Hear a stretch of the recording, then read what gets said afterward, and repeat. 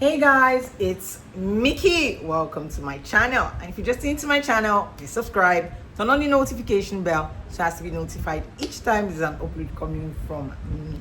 Have you guys noticed something about my skin? I'm looking lighter. Yes, more radiant. I told you guys I was going to use my advanced and let you guys in on how my skin is. And you can see even my neck that used to be darker. Imagine now, see how it's coming out.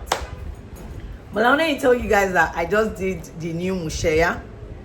This is the container we transferred our Musheya to. Remember the Musheya we used to do? And look at the color of the Musheya. You can see. Deoxidized. Darker, actually. But now, look at the new Musheya. And it's been days. I intentionally kept it for a long time. So I would see how... Let me move it closer.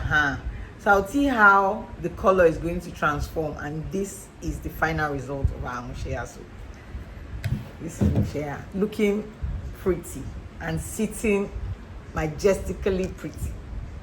Look at how it looks. So we had to transfer it to this container because it couldn't fit into this container anymore. And I'm going to open inside so you guys get to see how it looks like inside as well. Look at the inside of the Musheya. Splendid, right?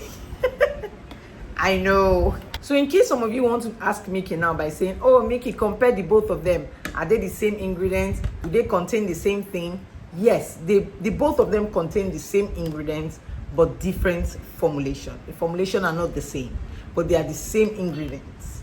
All right, the ingredients here is the same ingredients here, but a different formulation, a more broader and wider formulation that would help put your products together and keep it at the same color it's supposed to be instead of deoxidizing it. And so with my skin transformation like this, look at it now. It's not up to 2 weeks. So I started using the new advanced because I had to wait for my skin to go down to be very dark before I started using the advanced I reformulated.